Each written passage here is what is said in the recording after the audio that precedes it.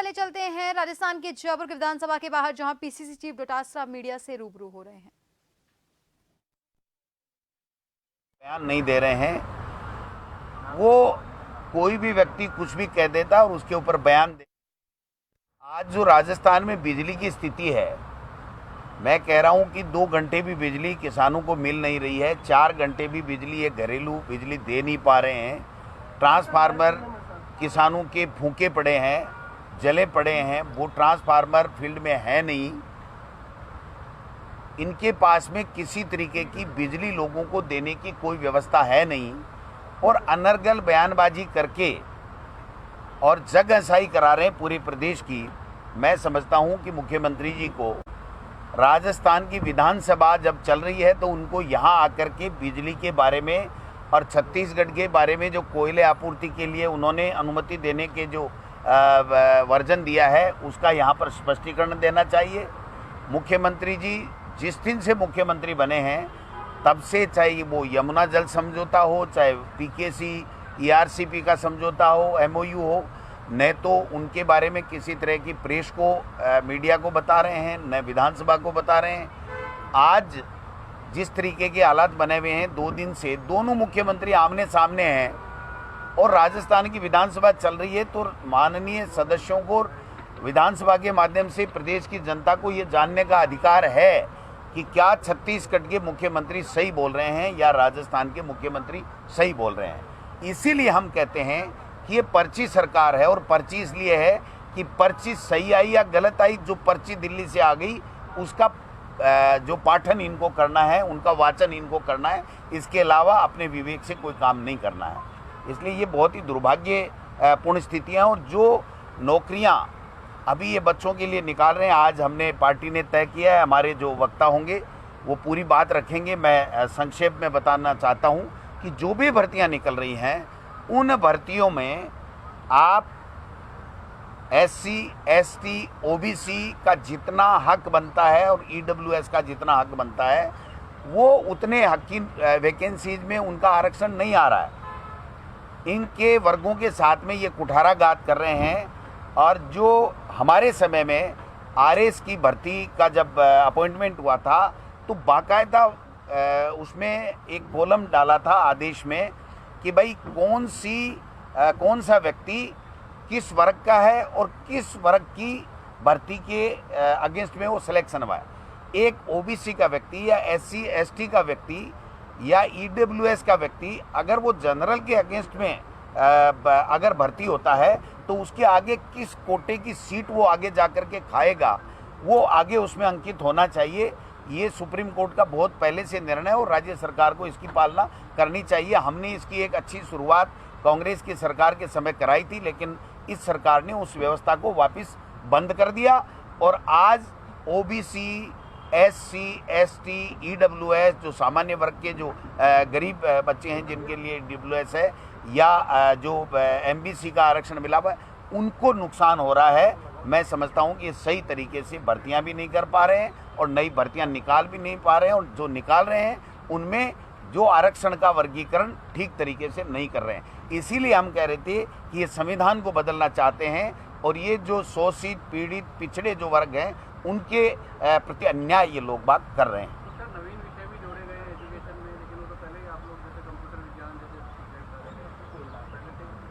नहीं, कंप्यूटर की तो भर्ती भाई साहब 70 साल में हमने ही की है। कंप्यूटर शिक्षक की, अनुदेशक की भर्ती हमने की और स्थायी नौकरी उसको किया।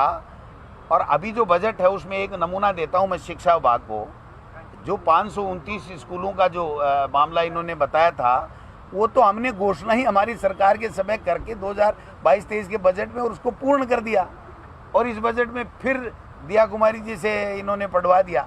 तो इनका तो हम लोग जब निकालेंगे तो पता लगेगा कि इनका खुद का कोई विजन काम नहीं कर रहा है। हमारे ही बजट को रीपोलिश करके और उसी को ये लोग बात घुमा फिरा करके इसमें बजट में डाल। 4 लाख जो नियुक्तियां देने की बात सरकार कर रही है, बजट में कहा गया तो 4 लाख नियुक्तियां दे देंगे?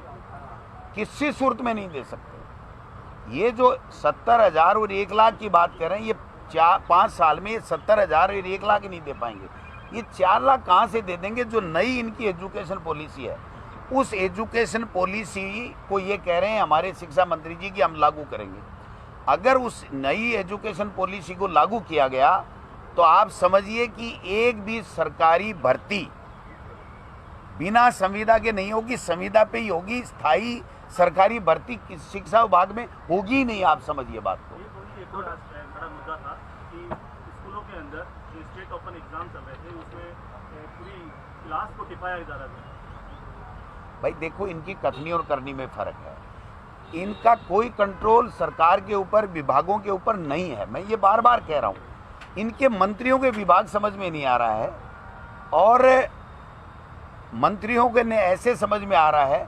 और जिस 360 डिग्री के परीक्षण से ये ऐसे लगाने की बात सरकार ने की थी कि आपको 18 घंटे काम करना पड़ेगा, मैं आपको आपके मीडिया के माध्यम से कहना चाहता हूं कि किसी भी मंत्री का ऐसे 10 दिन से ज़्यादा ऑफिस में ही नहीं आ रहा, वो उसके पास कोई फाइल ही नहीं जा रही है, उसके पास कोई काम ही नहीं है।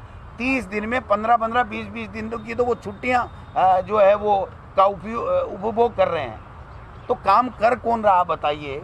कि जो मंत्री होता है उसका ऐसे उसका प्रमुख जो है वो अधिकारी होता है, जब उससे आपका कोऑर्डिनेशन नहीं, आपके विभाग के सेक्रेटरी से आपका कोऑर्डिनेशन नहीं, मुख्यमंत्री का मंत्रियों से कोऑर्डिनेशन नहीं, ब्यूरोक्रेसी का जनप्रतिनिधि से कोऑर्डिनेशन नहीं, तो फिर काम होने का तो कोई मतलब ही नहीं है। सर, आज राजस्थान में अलग प्रदेश के लेकर बड़ा प्रदर्शन हो रहा है। आपकी पार्टी के एक एमएलए ने उसे सपोर्ट किया, आपका स्टैंड किया पूरी पार्टी का?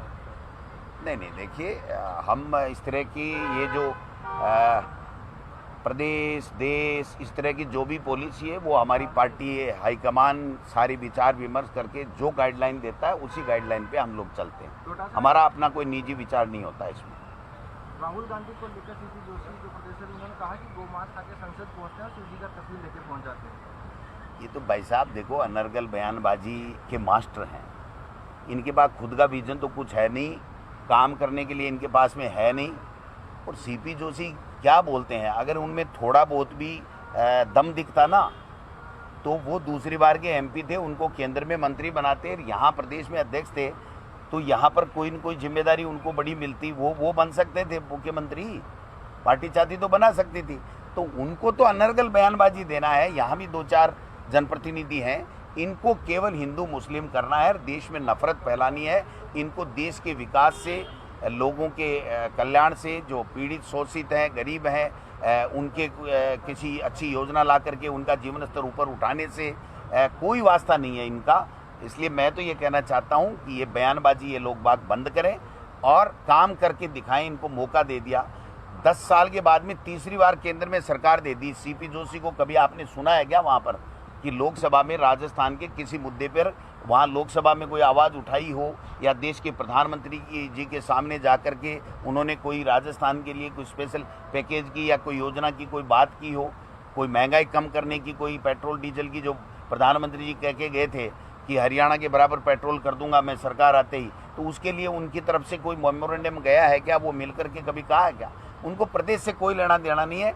आग फैलानी है, लड़ाई झगड़ा कराना है और सामाजिक सौहार्द बिगाड़ना है, इसके अलावा कोई इनका। हरियाणा सरकार ने कहा है कि अग्निवीर जो आएंगे उनके लिए 10% अलग से। देखिए, ये नए नए सगुफे छोड़ते हैं, इनकी बातों में कोई दम नहीं है। जो अग्निवीर है वो योजना ही गलत है। अग्निपथ योजना और अग्निवीर बनाने की योजना ही गलत है। हमारी पार्टी ने क्लियर कट स्टैंड ले रखा है कि हमारी सरकार आते ही इसको बंद करेंगे। मैं समझता हूं कि इससे